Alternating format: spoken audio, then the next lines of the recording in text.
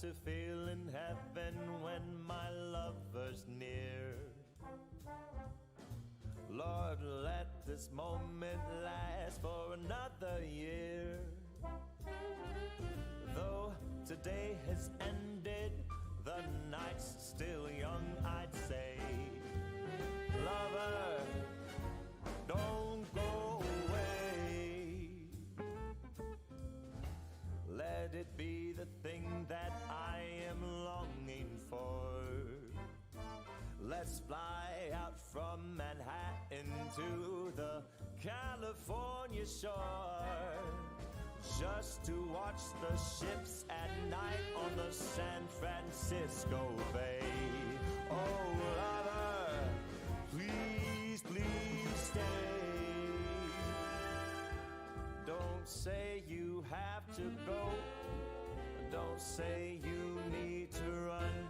I'll stop the clock on Central Station and we can have a drink downtown. Let it be the night that I am longing for. Let's fly down south to Austin or to Ecuador, just to drink pina colada on a hot, wet summer's day. Oh, lover, please, please stay.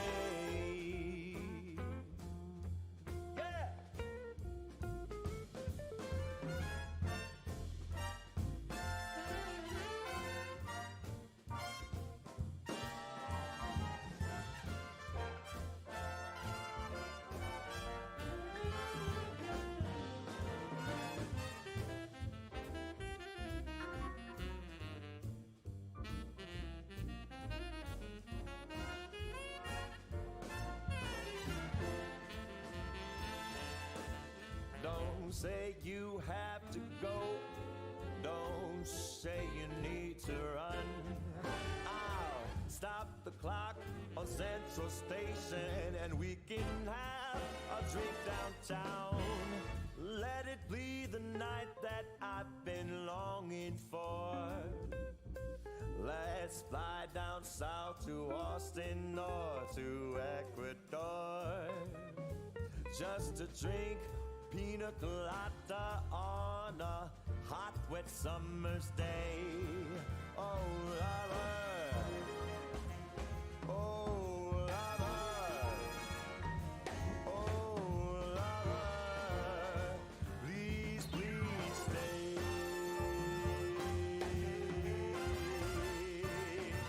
Please stay.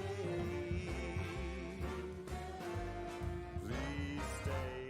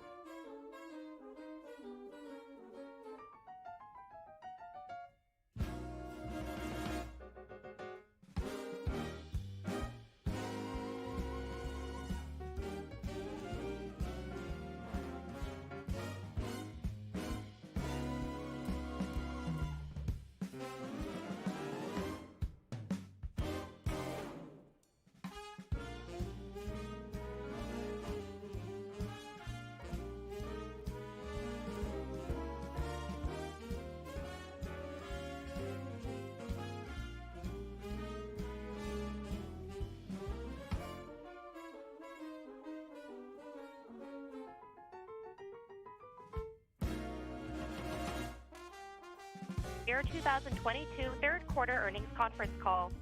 At this time, all participants are in a listen-only mode. A question and answer session will follow the formal presentation.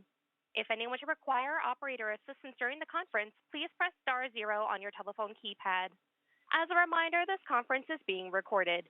It is now my pleasure to introduce your host, Brett Iverson, General Manager, Investor Relations. Thank you. You may begin. Good afternoon, and thank you for joining us today. On the call with me are Satya Nadella, Chairman and Chief Executive Officer, Amy Hood, Chief Financial Officer, Alice Jalla, Chief Accounting Officer, and Keith Oliver, Deputy General Counsel. On the Microsoft Investor Relations website, you can find our earnings press release and financial summary slide deck, which is intended to supplement our prepared remarks during today's call and provides the reconciliation of differences between GAAP and non-GAAP financial measures. Unless otherwise specified, we will refer to non-GAAP metrics on the call. The non-GAAP financial measures provided should not be considered as a substitute for or superior to the measures of financial performance prepared in accordance with GAAP. They are included as additional clarifying items to aid investors in further understanding the company's third quarter performance, in addition to the impact these items and events have on the financial results. All growth comparisons we make on the call today relate to the corresponding period of last year, unless otherwise noted. We will also provide growth rates in constant currency when available as a framework for assessing how our underlying businesses performed, excluding the effect of foreign currency rate fluctuations. Where growth rates are the same in constant currency, we will refer to the growth rate only. We will post our prepared remarks to our website immediately following the call until the complete transcript is available. Today's call is being webcast live and recorded. If you ask a question, it will be included in our live transmission, in the transcript, and in any future use of the recording. You can replay the call and view the transcript on the Microsoft Investor Relations website. During this call, we will make forward-looking statements, which are predictions, projections, or other statements about future events. These statements are based on current expectations and assumptions that are subject to risks and uncertainties. Actual results could materially differ because of factors discussed in today's earnings press release, in the comments made during this conference call, and in the risk factor section of our Form 10-K, Forms 10-Q, and other reports and filings with the Securities and Exchange Commission. We do not undertake any duty to update any forward-looking statement. And with that, I'll turn the call over to Satya. Thank you, Brett. It was a record third quarter driven by the continued strength of the Microsoft Cloud, which surpassed $23 billion in revenue, up 32% year over year. Going forward, digital technology will be the key input that powers the world's economic output. Across the tech stack, we are expanding our opportunity and taking share as we help customers differentiate, build resilience, and do more with less. Now I'll highlight examples starting with Azure. We're building a distributed computing fabric across the cloud and the edge to help every organization build, run, and manage mission-critical workloads anywhere.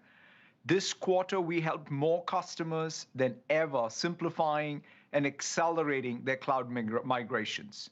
And it's still early days. We're winning tier 1 infrastructure workloads. Leaders in every industry, from BlackRock to Bridgestone to Lufthansa, are all moving mission-critical workloads to Azure. And we are the market leader for customers' SAP workloads in the cloud. Atos, Chevron, Fujitsu, and Woolworths all migrated their SAP applications to Azure in recent months. Overall, we're seeing larger, more strategic Azure commitments from industry leaders, including Boeing, Kraft Heinz, US Bank, and Westpac, who all chose our cloud to accelerate their digital transformations. The number of $100 million plus Azure deals more than doubled year over year. And we are seeing consumption growth across every industry, customer segment, and geography. Now to data and AI. Our data stack is unique in bringing best-in-class operational databases, analytics, and governance into one integrated data fabric. Cosmos DB transactions and data volume increased over 100% year over year for the third quarter in a row. Synapse data volume more than doubled year over year. And we are seeing strong adoption of Purview as we help organizations govern, protect, and manage their data estate across platforms and clouds. From Deutsche Börse to EY, customers in every industry are using our end-to-end data platform. In AI, we continue to see strong usage of Azure machine learning. The number of monthly inference requests increased 86% year over year, with companies like PepsiCo using the service to predict which products are most likely to sell.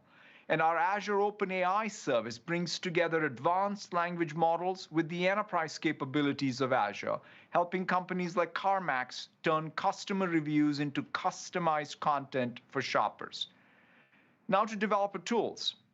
From Azure Devops and Github to Visual Studio, we have the most comprehensive and loved developer SaaS service. Increasingly, every new developer project starts with our tools.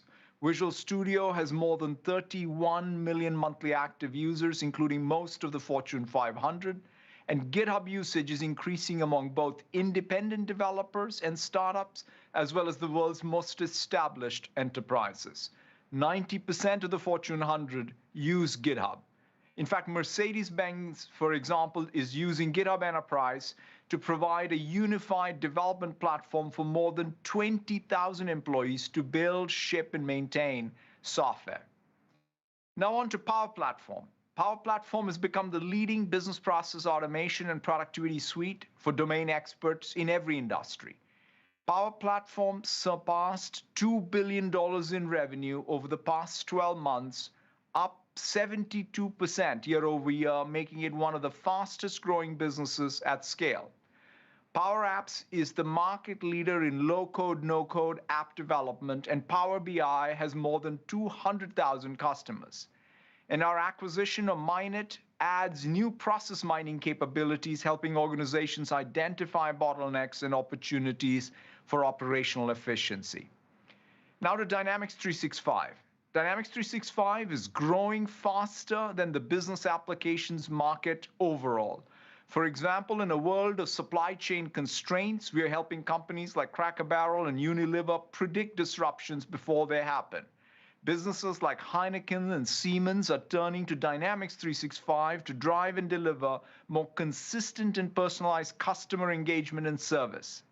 We are leading innovation in new industrial metaverse to help companies optimize their operations using technologies such as IoT, digital twins, connected spaces, and mixed reality applications.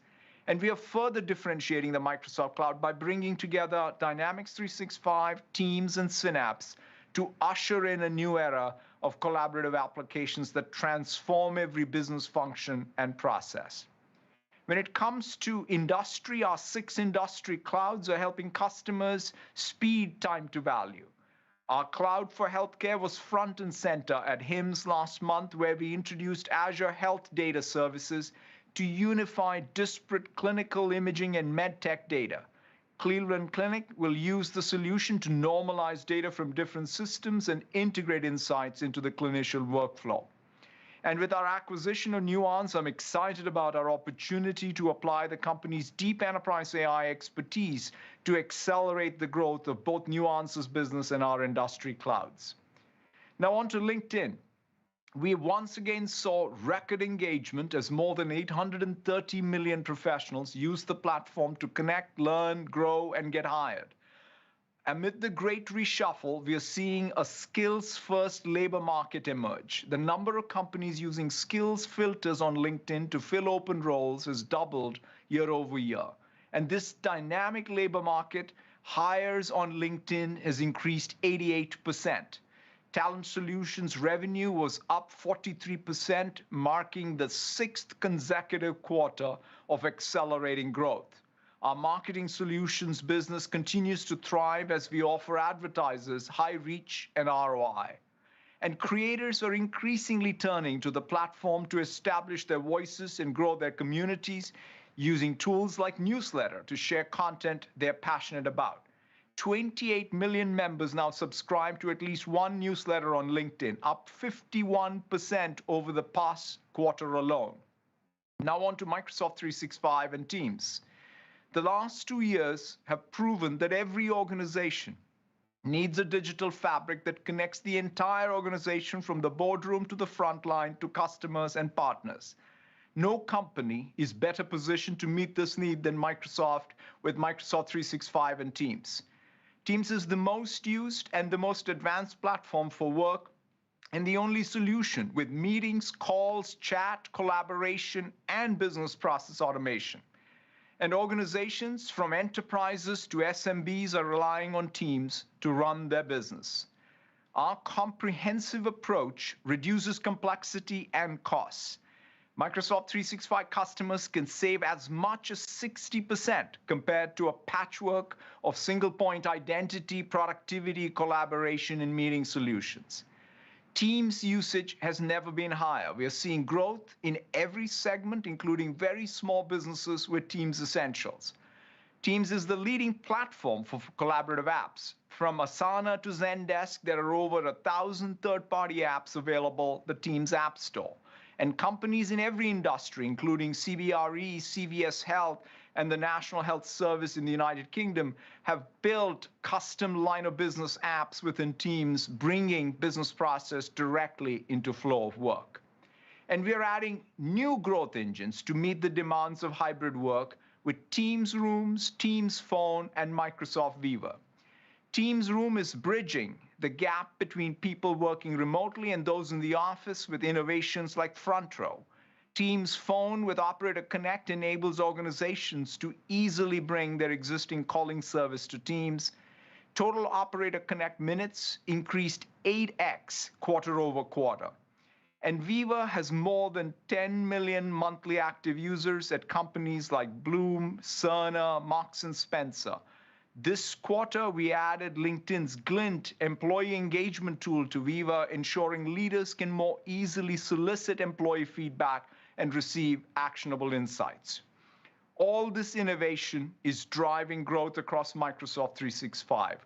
Organizations across private and public sector, including American Family Insurance, the Queensland government, and Telefonica, are increasingly choosing our premium E5 offerings for advanced security, compliance, voice, and analytics. Now on to Windows. The PC has never been more relevant to work, life, and play. The number of use cases is increasing, as is the amount of time spent on PCs. More than 100 million PCs have shipped in each of the last 8 quarters, and Windows continues to take share. With Windows 11, we continue to see the highest quality scores of any version of the operating system. The enterprises are adopting Windows 11 at a faster pace than any previous release. With Windows 365, we are bringing the power of Azure computing to Windows computers, enabling businesses like Land's End, SES, and Xerox to stream the full Windows experience to any employee device.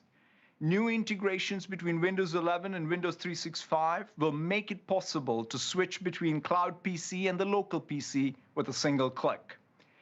And we continue to help organizations like AIG, Grant Thornton, and Sage shift their on-premise virtualization services to the cloud with Azure Virtual Desktop. In consumer, Windows is key to curating our content and services to help every person with their everyday tasks, from browsing and searching to learning and gaming and shopping, all with security and privacy built in. We are seeing strong engagement with nearly 500 million monthly active users of our personalized content feed, Microsoft Start. As usage continues to grow, we are seeing a flywheel emerge between content consumption and commerce as we generate new opportunities for content creators as well as advertisers. And our browser, Microsoft Edge, continues to gain share as we help people save money and shop securely. Now to security. Security is a top priority for every organization undergoing a digital transformation. To keep our customers secure, we build security by design into every product we sell. And we deliver end-to-end solutions spanning security, compliance, identity, device management, and privacy across clouds and platforms, informed by 24 trillion threat signals each day. This comprehensive capability has been critical during the recent world events, and we continue to disrupt cyber attacks and share threat intelligence with the Ukrainian government as well as other public sector agencies. Multi-cloud, multi-platform support is central to our approach. In security, we're the only cloud provider with native multi-cloud protection for the industry's top 3 cloud platforms. In identity, we now provide permissions management across all clouds. Azure Active Directory is the undisputed market leader with more than 550 million monthly active users. In management, the number of Windows, Android, and iOS devices protected by Intune grew over 60% year over year. And we are expanding to new market segments with Microsoft Defender for Business, which will help keep small businesses secure. This innovation and differentiation is driving our overall growth. All up, the number of customers who trust our security solutions grew nearly 50% year over year to 785,000, including Citrix, Domino's Pizza, Fujitsu, Heineken, Petronas, who rely on us to protect their multi-cloud infrastructure. And we have over 15,000 partners in our security ecosystem, more than anyone else in the industry. Now on to gaming. Our ambition is to power gamers to play when and how and where they want. With our Xbox Series S and X consoles, we have taken share globally for 2 quarters in a row, and we are the market leader this quarter among the next-gen consoles in the United States, Canada, UK, and Western Europe. And with Xbox Cloud Gaming, we are redefining how games are distributed, played, and viewed. To date, more than 10 million people have streamed games. Many of our most popular titles, including Flight Simulator, are now accessible on phones, tablets, low-spec PCs for the first time. Our Game Pass library now includes hundreds of titles across PC and console, including more games from third-party publishers than ever before. Billions of hours have been played by subscribers over the past 12 months, up 45%. And with Azure, we are building the best cloud for game studios of all sizes to build, host, and grow their games. New capabilities, speed time to development, and to help connect players across platforms. Azure gaming revenue fiscal year to date increased 66%.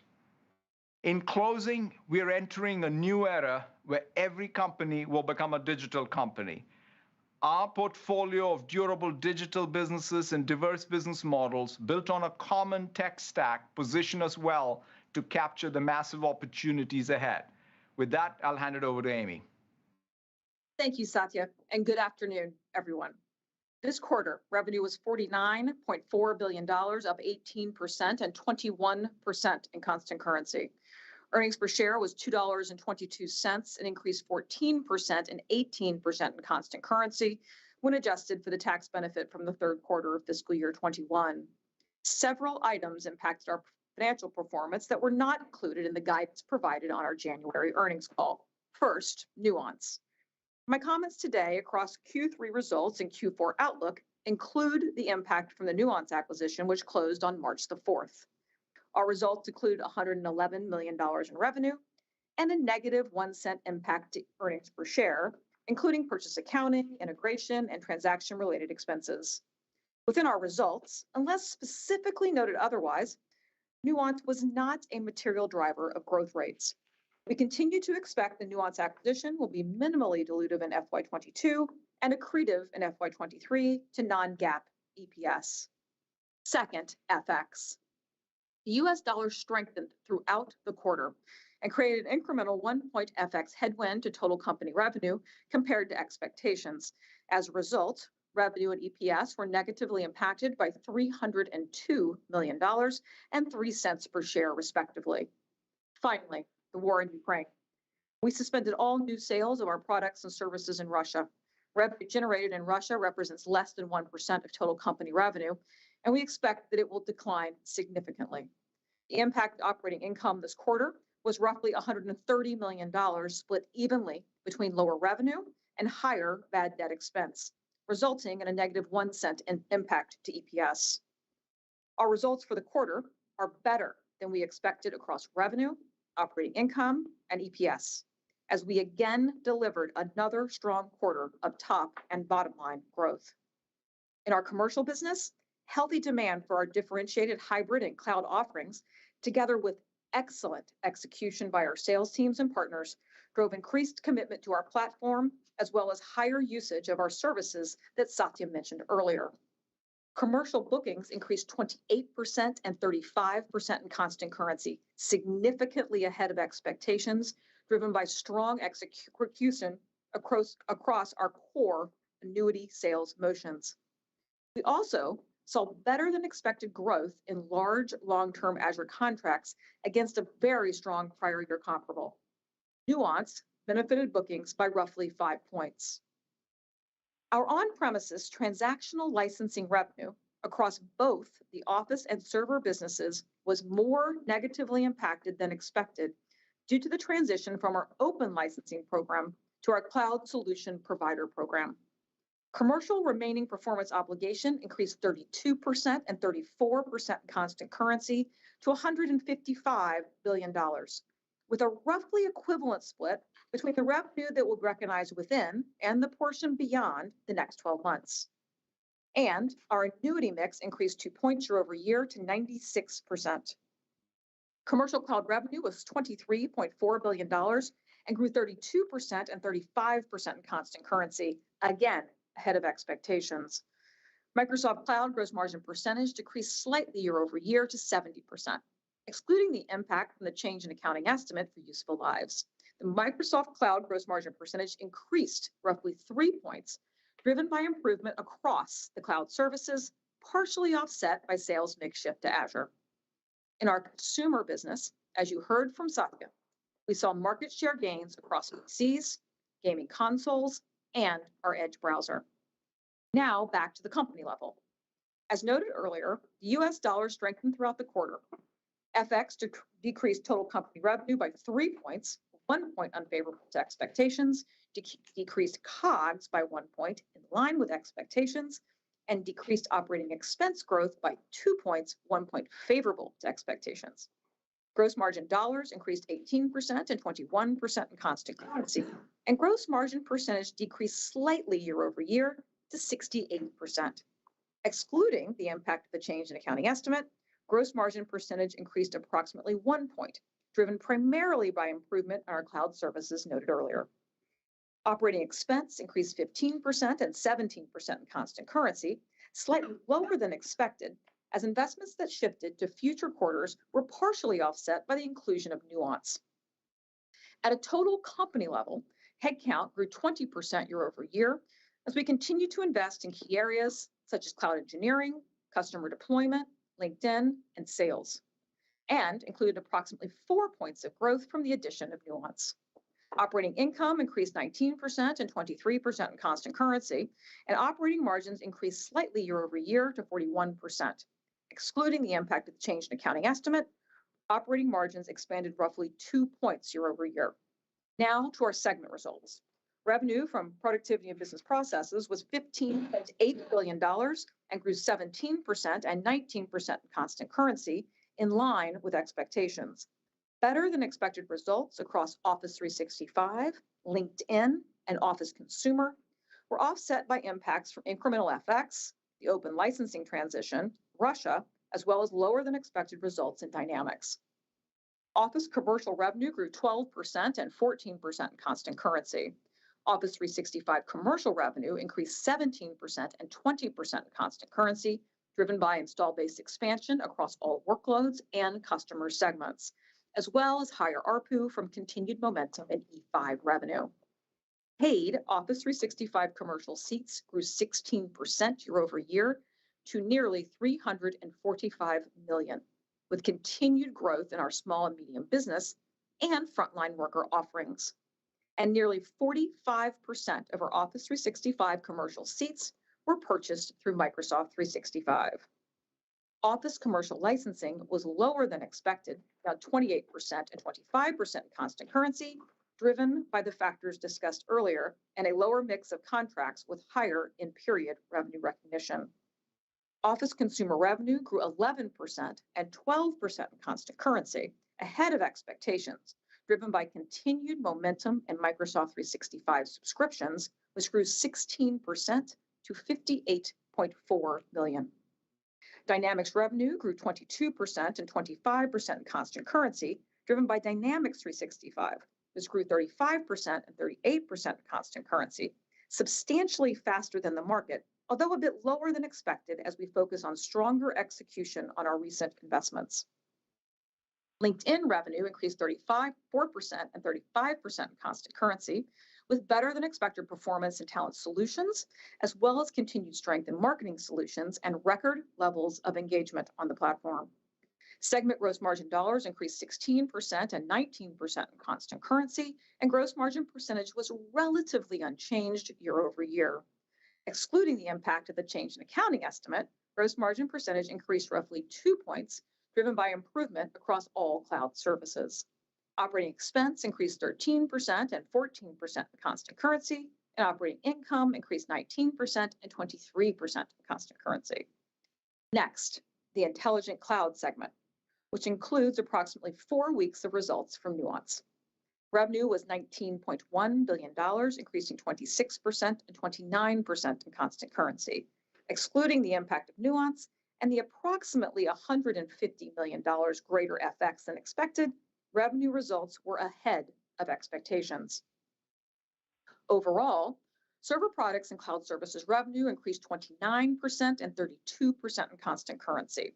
Azure and other cloud services grew 46% and 49% in constant currency, ahead of expectations, driven by continued strength in our consumption-based services. The inclusion of Nuance Cloud Services did not change the Azure constant currency growth rate. In our per-user business, the enterprise mobility and security install base grew 25% to over 218 million seats.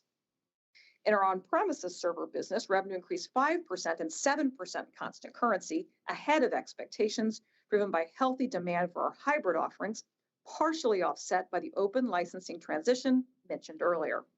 The inclusion of Nuance on-premises offerings did not change the server constant currency growth rate. Enterprise services revenue grew 5% and 6% in constant currency, driven by growth in enterprise support services. The inclusion of Nuance professional services impacted the constant currency growth rate by 1 point. Segment gross margin dollars increased 24% and 27% in constant currency, and gross margin percentage decreased roughly 1 point year over year. Excluding the impact of the change in accounting estimate, gross margin percentage increased roughly 1 point with improvements in Azure, partially offset by the sales mix shift to Azure. Operating expense increased 17% and 19% in constant currency, and operating income grew 29% and 33% in constant currency. Now to more personal computing. Revenue was $14.5 billion, increasing 11% and 13% in constant currency, above expectations, driven by better than expected performance in search and Windows, offset by Surface. FX decreased segment revenue approximately $100 million greater than expected. Windows OEM revenue increased 11%, with continued strength in the commercial PC market, which has higher revenue per license. Windows commercial products and cloud services revenue grew 14% and 19% in constant currency, ahead of expectations, driven by demand for Microsoft 365, with some benefit from a greater mix of contracts with higher in-period revenue recognition. Surface revenue grew 13% and 18% constant currency, lower than expected, driven by consumer channel, partially offset by strength in commercial. Search and news advertising revenue, ex-TAC, increased 23% and 25% in constant currency, better than expected, benefiting from an increase in search volumes, even as we saw headwinds during March from the impact of the war in Ukraine. And in gaming, on a high prior year comparable, revenue increased 6% and 8% in constant currency. Xbox hardware revenue was better than expected, as increased supply of consoles in quarter drove growth of 14% and 16% in constant currency. Xbox content and services revenue grew 4% and 6% in constant currency, below expectations, driven by lower engagement across the platform, even as it remains above pre-pandemic levels. Segment gross margin dollars increased 10% and 13% constant currency, and gross margin percentage decreased slightly. Operating expenses increased 17% and 18% in constant currency, and operating income grew 7% and 10% in constant currency. Now, back to total company results. Capital expenditures, including finance leases, were $6.3 billion in line with expectations. Cash paid for PP&E was $5.3 billion. Cash flow from operations was $25.4 billion, increasing 14%, as strong cloud billings and collections were partially offset by higher supplier payments related to hardware inventory builds as we manage continued uncertainty in the supply chain. Free cash flow was $20 billion, up 17%. This quarter, other income and expense was negative $174 million, lower than anticipated, driven by net losses on investments, including mark-to-market losses on our equity portfolio and net losses on foreign currency remeasurement. Equity market declines drove net investment losses this quarter compared to net investment gains last year, a negative 2-point impact on year-over-year EPS growth. Our effective tax rate was approximately 17%. And finally, we returned $12.4 billion to shareholders through share repurchases and dividends.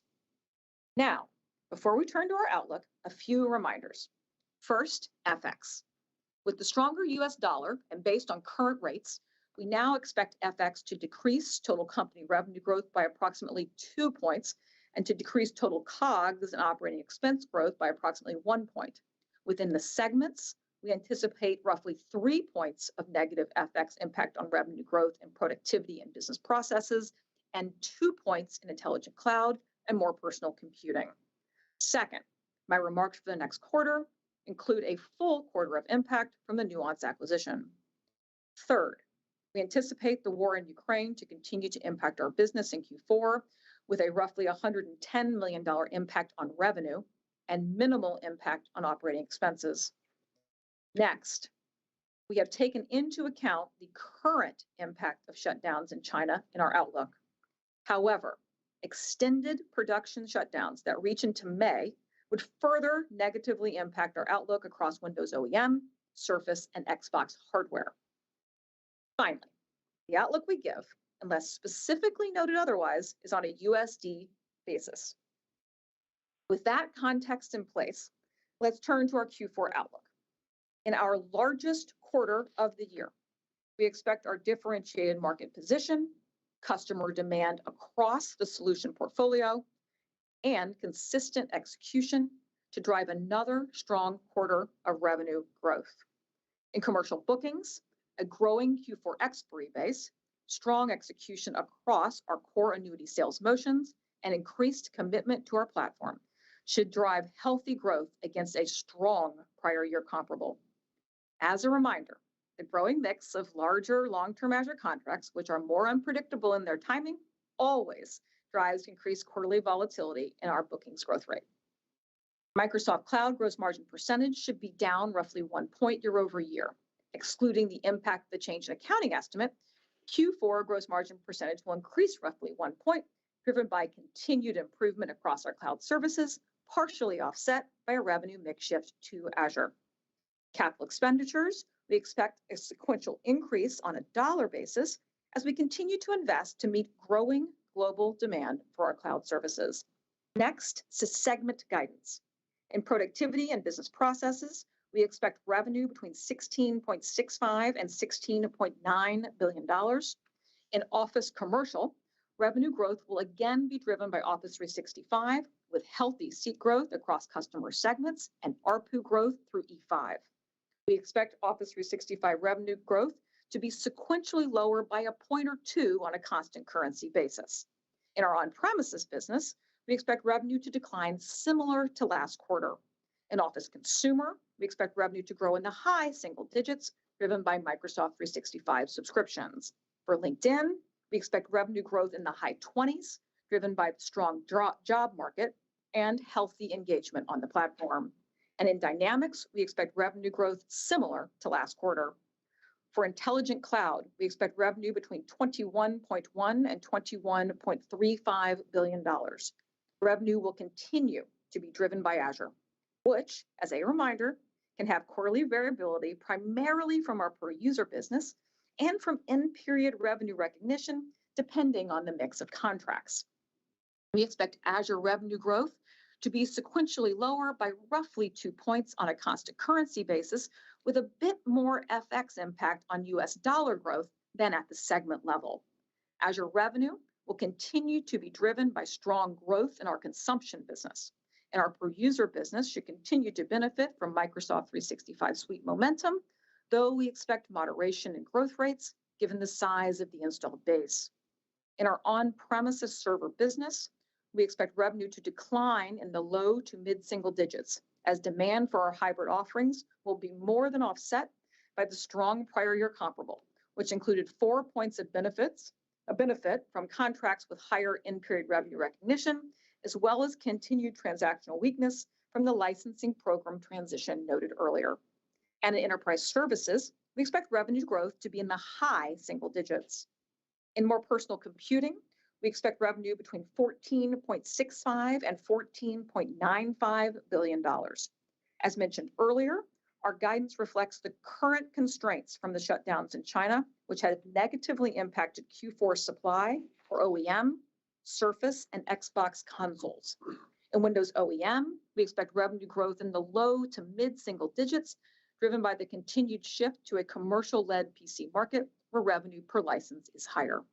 In Windows commercial products and cloud services, customer demand for Microsoft 365 and our advanced security solutions should drive growth in the low double digits. In Surface, revenue should grow in the low double digits. In search and news advertising ex-TAC, we expect revenue growth of approximately 20%. And in gaming, we expect revenue to decline in the mid to high single digits, driven by lower engagement hours year over year, as well as constrained console supply. We expect Xbox content and services revenue to decline mid-single digits, though engagement hours are expected to remain higher than pre-pandemic levels. Now, back to company guidance. We expect COGS of $16.6 to $16.8 billion, an operating expense of $14.8 to $14.9 billion, resulting in another quarter of operating margin expansion, excluding the change in useful life. We expect other income and expense to be negative $50 million, reflecting FX remeasurement impact based on market conditions in April. Similar to the rest of our guidance, further equity and FX movements through Q4 are not reflected in this number. As a reminder, we are required to recognize mark-to-market gains or losses on our equity portfolio, which can increase quarterly volatility. And we expect our Q4 effective tax rate to be approximately 18%. We expect to close FY22 even in a more complex macro environment with the same consistency we have delivered throughout the year, with strong revenue growth, share gains, and improved operating margins as we invest in the areas that are key to sustaining that growth. As we look towards FY23, our track record of delivering high value to our customers across many diverse and durable growth markets gives us confidence that we will drive continued healthy double-digit revenue and operating income growth. Now, Brett, let's go to Q&A.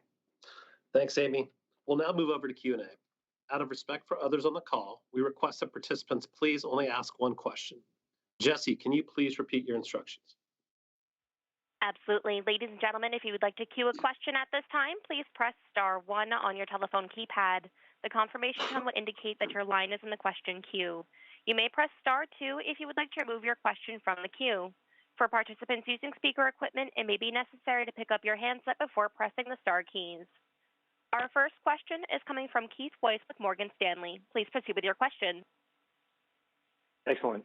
Thank you guys so much for taking the question, and really impressive results. And what we see is a pretty difficult climate out there, definitely from the stock market perspective. But if we think about interest rates, we think about inflation, there's a conflict going on in Europe right now. It does seem to be a tough backdrop. You guys are operating super well. I mean, the acceleration in Azure at that scale is truly awesome. And if I'm not mistaken, Office 365 Commercial accelerated as well in the quarter. So really impressive results. But I think the question that most investors are going to have is where do you garner the confidence in the durability of this growth, given how volatile this macro backdrop is? Is it conversations you're having with customers? Is it what you see in the backlog? Maybe if you could give us some kind of insight into what gives you guys the confidence to put out that guide, to put out those healthy comments for FY23. What are you seeing that could maybe help give us and give investors a little bit more confidence in the durability of this growth in this environment? Yeah, maybe I'll start maybe at three levels, Keith. One is just the competitiveness of our tech stack, all up sort of from infrastructure all the way to the SaaS applications when it comes to the commercial cloud, and as well as how we're able to monetize, for example, the install base of our consumer franchises as well. So both of these places, we feel we're competitive and increasingly so coming out of the pandemic to gain share. I'd also say that in many of these places we have, price leadership. I mean, take the one point I made, which is if there is any macro headwind where you have more value for less price means you win. And in our case, when it comes to our commercial cloud offerings, we have significant advantages on that across the stack. The second thing is in the conversations we're having with our customers, the interesting thing I find from perhaps even past challenges, whether macro or micro, is no, I don't hear of businesses looking to their IT budgets or digital transformation projects as the place for cuts. If anything, some of these projects are the way they're going to accelerate their transformation, or for that matter, automation, for example. I have not seen this level of demand for automation technology to improve productivity. Because in an inflationary environment, the only deflationary force is software. So that's the second micro thing, the tone thing that's different. At the end of the day, though, I mean, none of us here are trying to forecast macro. So all we think of is the TAMs that we are competing in are large. As a percentage of GDP, tech spend is on a secular basis by the end of the decade going to double. We just want to keep driving usage, driving share, and be competitive. So that's kind of how we view what we are doing, and that's where our confidence comes from in terms of our outlays, whether it's OpEx or CapEx. So I don't know, Amy, if you want to add to that. I think the only thing, Satya, I might add is I think we've always, and I think we've used this language quite frequently, focused on the long-term opportunity. You talked about it as the TAM that we're focused on. I would say also there's still a lot of that TAM left to go after, and it is quite early still in the transitions you're talking about from a digital transformation perspective, from an automation perspective, from type of value and real productivity enhancements that can be made. And so I think the continuity of the execution has certainly been very, very good from the sales and partner side. But I would also say, to your point, we're investing for a long-term opportunity, and our confidence that that long-term outcome is right is I think the basis for where you and I are talking, giving this answer from. Outstanding. Great quarter. Thanks, Keith. Jesse, next question, please. Absolutely. Our next question is coming from Brent Thill with Jefferies. Please proceed with your question. Thanks.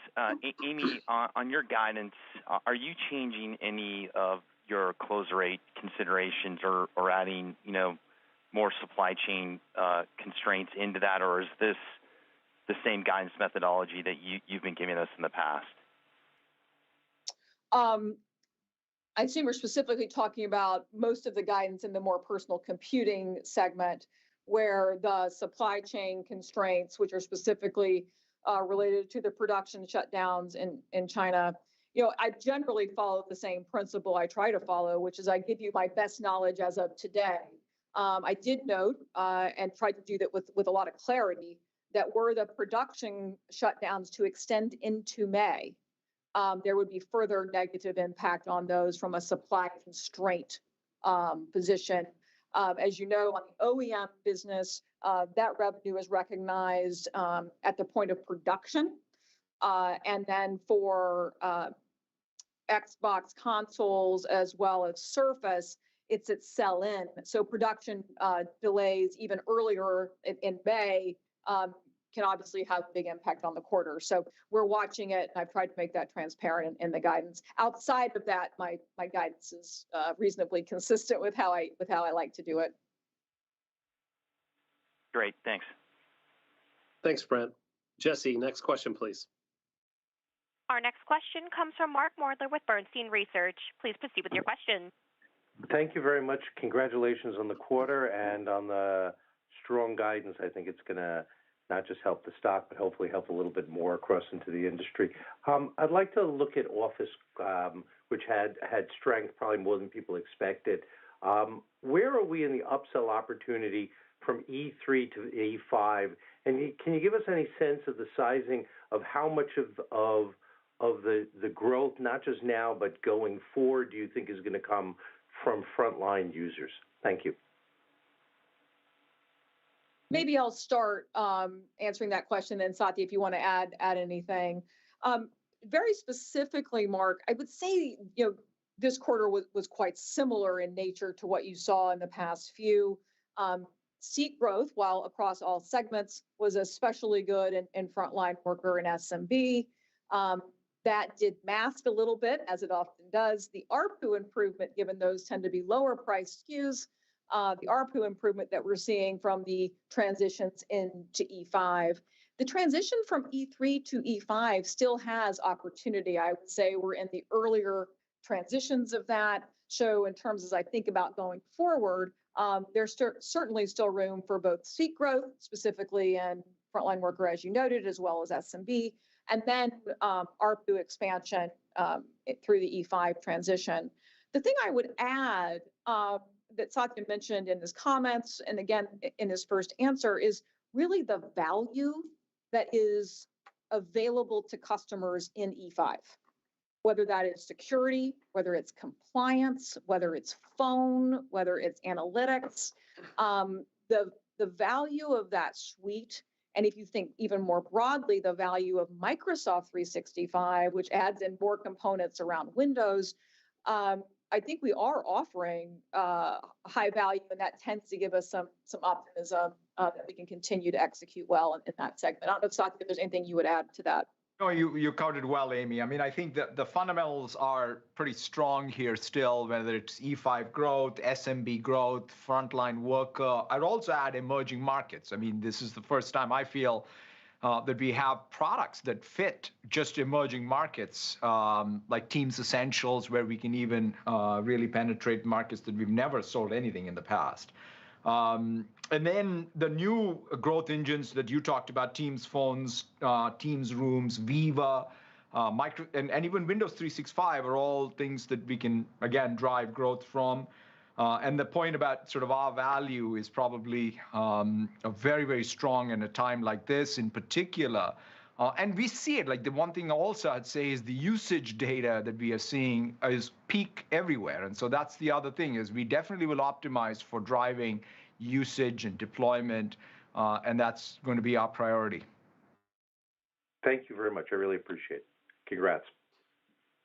Thanks, Mark. Jesse, next question, please. Our next question comes from Karl Keirstead with UBS. Please proceed with your question. Okay, great. Amy, you called out some transactional weakness, which in the March quarter we can see in the on-prem Office segment, and in your guidance in the server product segment, you suggested we might see it there too. Is that something that you would characterize as Microsoft specific, as you described in your comments, you're transitioning customers off your open license program? Or do you feel like that's a broader issue where maybe we're starting to see a little bit of a tilt from on-prem to cloud even faster than we've seen before? Thank you. Thanks, Karl. That's a very good question. I would say it does not feel like the tilt from on-prem to cloud felt any different in a way that would have impacted the quarter. any more so than it normally does in terms of the normal transitions that we've seen, to your point, on Office, or frankly, even in server, as we have people move those workloads and migrate those workloads to the cloud. This really was a very significant, think of it as a where partners transact. And we have such a broad and valuable and really needed partner community that is very vast. And we put this and had planned for this change for January 1st. And we executed the change on January 1st as planned, and it's just taking us a little longer to onboard all of this community to make sure that they can transact the way they want to in the program. So I do think it's going to take us longer than we thought. We're going to continue to see that impact in Q4, and I know the teams are working hard to make sure that partners get comfortable with the new system, which is important to us. And the only thing I'd add is that this change is super good for both the partners, the customers, and Microsoft long term. So there's execution ahead, but we want to do this because it benefits everybody. Got it. Thanks, Satya. Thanks, Carl. Jesse, next question, please. Our next question comes from Mark Murphy with JP Morgan. Please proceed with your question. Yes, thank you very much. Satya, a handful of infrastructure software companies have commented that their consumption activity actually started to slow a few months ago. And so I'm curious, what in your view is allowing your Azure trajectory to show better resilience? And do you, in fact, see some of the newer products kicking in, such as Azure Arc or Synapse, Cognitive Services, OpenAI, and perhaps contributing to the strength and health and resiliency of that Azure number? Yeah, I mean, what I'd say, Carl, is that what we're seeing is a classic what happens with consumption meters, right? Which is they grow and then they get optimized and they grow again, both existing and new. And so it sort of will always have some amount of volatility that even Amy referenced quarter over quarter. But if I walk up this, the one thing that we look at is growth coming from all segments, right? So small business, and enterprise. Is it coming from all regions? And it is. We also look at the type of workloads it's coming from. And so it looks healthy in all of those. And if you walk up the stack, to your point, on the infrastructure side, the tier one workloads is where I think we are seeing some big tier one workloads. And I had many comments on SAP and other workloads moving. The second thing I'd say is on the PaaS services and our dev SaaS, that's another area where we have differentiated value. So we see good growth there. Data and AI for sure. I mean, the thing that I find really to be something that I think in the long run is going to probably be one of the bigger drivers of our growth and differentiation is our data fabric, because we're the only guys who have a complete data fabric from the operational store that's fully integrated into an analytics engine, that's fully integrated into governance. And that increasingly is going to become more and more important, right? I mean, you can't be dealing with this, a new regulation coming on privacy and governance on one end, and your operational store being divorced from that. So we have a very differentiated offer, and I talked about some of the growth numbers there. The AI inference is also finally kicking. They're very small today, but even when I look at the total, that's just essentially a compute meter, there's growth there. So overall, I think we will see quarter over quarter some cyclicality depending on which customers. In fact, we pay people at Microsoft to reduce customer bills, and which we should. So given that, we may see cyclicality in terms of how optimizations happen. But overall, we're still very early on as the world sort of migrates to the cloud and uses essentially cloud infrastructure and compute as sort of to drive their operational efficiencies and product. Thank you. Thanks, Mark. Jesse, next question, please. Our next question comes from Kash Rangan with Goldman Sachs. Please proceed with your question. Thank you so much. Congrats on a spectacular quarter. Satya, very clearly on your comments, and in particular, you talked about tech as a percentage of GDP doubling over the next 7-8 years or so. Nobody could have really predicted, maybe besides yourself, that Azure would be this big and growing this fast at this point in time relative to, say, 5-6 years back. So as you look forward, what part of the Microsoft tech stack do you think is underrepresented in the digital world and has therefore more opportunity to gain as you build out your thesis on tech as a percentage of GDP doubling? Thank you so much. I mean, the thing that I always go back, Kash, is that all enterprise value, at least as far as I can tell, gets created at 3 layers of the tech stack. What happens with infrastructure whenever something can be 10x better? So for example, when we talk about the next generation of multi-edge, multi-cloud infrastructure remaining one of the leaders, that's going to be a massive EV creation as a percentage of GDP, tech spend doubles. So that's where everything from Azure, Azure Arc, our database, all of that's super important. The other one is, this is sort of an age of AI. In other words, the core business logic is not being written, it's being written by software. So when I use GitHub Copilot, therein lies the future of how all business logic gets written.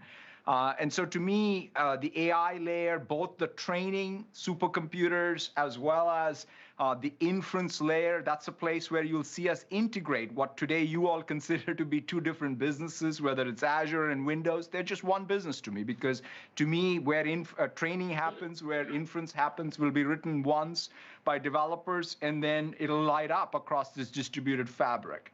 So that's another place where I think there's tons of enterprise value that will get created over time. And then, of course, the UI layer always is the biggest one. And the next inflection point, whether it's what happens with metaverse or what happens with even on the industrial side with IoT and digital twins, those are all things that I think will be the ones that we will be focused on. So these 3 things translated into workloads and what we call our customer solution areas are the ways that at least we're investing in. Fascinating. Thank you so much. Thanks, Kash. Jesse, next question, please. Our next question comes from Michael Turin with Wells Fargo. Please proceed with your question. Hey there. Good afternoon. Thank you for taking the question, and great job with the results. Azure growth and commercial booking strength stand out. You mentioned a step down expected in Azure growth in Q4, but it still suggests very impressive growth at that scale. Can you expand on the large deal commentary, the longer-term strategic deals you've referenced a few times over the past couple of quarters, how those impact visibility or maybe the approach to framing targets there, and anything you can add just around how the addition of Nuance helps the cloud business and the industry cloud approach as well is greatly appreciated. Thank you. Satya, do you want to start with your comments maybe on Nuance overall, and then I can address sort of how the larger long-term. Yeah, sure. Just a couple of quick things. One is on the strategic commitments that are being made. We're sort of working at them workload at a time, and so we feel very, very good about both the type of workloads. In fact, there is a migration of a bunch of workloads that we may have won in the client server era that are migrating. But the most exciting thing is the type of tier 1 workloads that we've never seen run on any Microsoft infrastructure that's running on Azure today and being optimized on Azure. So that's the thing that we see as we win these large strategic deals. On Nuance, for me, the thing that's exciting is Nuance is a platform layer for these AI-driven applications that are getting deployed, whether it's in healthcare or even in the enterprise contact center. So we are very excited about Nuance now being part of the Microsoft family. You'll see us pretty aggressively go innovate there and grow the impact of these solutions in both what is sort of the large percentages of our GDP, like healthcare, where I think things like tackling issues like physician burdens with new innovative solutions is much needed, and we are really looking forward to exercising that. And Michael, maybe specifically, you're absolutely right. I tend to mention the impact of large long-term Azure contracts, both in the context of commercial bookings and some volatility we often can see in that because of it. But really, I think the way we think about them maybe outside of this phone call is that it's the beginning of the commitment between us and a customer to start to work together to deliver value. And so we go workload by workload, opportunity by opportunity. And I think that's what you were inferring a bit, is that it's almost the top of the funnel to create value for the customer. We call it delivering success, to make sure they're spending the dollars the most effective way, making sure we're tackling the hardest problems that they need solved. And with that comes our investments that we've made in deployment resources and usage resources, specifically in Azure, to make that possible with customers. And so you're right to say, I do talk about them in terms of volatility they create. What it creates inside the company is the beginning of a commitment to make sure we're tackling the workloads and the solutions that the customers want to make happen across all the workloads, frankly, that Satya's talked about today. A great complimentary point to also highlight. Thanks very much. Thanks, Michael. Jesse, we have time for one last question. Thank you. Our final question will come from Keith Bachman with BMO. Please proceed with your question. Hi, and many thanks. I wanted to break it up into two parts, but I was wondering if you could comment on what you see is the strength of the PC market as you look out over the course of the calendar year, if you focus on the demand side of the equation, not the supply side of the equation. And really the more important related part is, given the outlook that you may have for the PC market, how are you thinking about the durability of the Windows side of your business? In particular, if you comment on the fundamentals related to the PC market, but also the opportunities to keep mixing up, so to speak, helped by Microsoft 365. Many thanks. Thanks, so let me. So why don't you start and I'll add on. Perfect. So I think on the commercial side, I think it's well understood is that Windows is the socket for Microsoft 365. We have tremendous value. Amy referenced this earlier. In fact, we just launched Windows 11 and Pro value with Windows 365. That's resonating super well. The customer sat adoption rates when it comes, whether it's security, whether it's our productivity, we feel good about the commercial business. So we'll stay focused on it on the commercial side. And on the consumer side, the coming out again of the pandemic, the intensity of usage has gone up. So one of the areas of focus for us is some of the stuff that I talked about in my remarks is just the usage, right? So when you think about 500 million users engaging with Microsoft Start, that's not the type of engagement we had. And so with the large install base now, we have a significant room there. The browser share growth, we have significant room there. And then, of course, the subscription attaches, whether it's gaming or whether it's productivity or suites. So that's kind of how I look at what we're going to do, at least in the immediate future. PC remains a very important category in, I think, people's lives, is what we've discovered during the pandemic. And if anything, the intensity of usage is increased. And there will be cyclical demand that we'll go through, but the number of use cases is definitely, I think, structurally increased. Exactly. I think the one thing I would add on your demand side, we have seen the transition from, I would say in the middle of the pandemic, definitely a consumer-driven demand cycle. We've transitioned that to be a commercial part of the demand side. And so I do expect that to be the case. Obviously, I think this is the second quarter in a row we've seen that transition. Expect Q4 to be even more of that. And then we'll wait and see how the second half of the year shapes up. Okay. Many thanks. Congratulations. Thank you. Thanks, Keith. So that wraps up the Q&A portion of today's earnings call. Thank you for joining us today, and we look forward to speaking with all of you soon. Thanks, everyone. Thank you, everyone. Ladies and gentlemen, this does conclude today's teleconference. Once again, we thank you for your participation, and you may disconnect your lines at this time.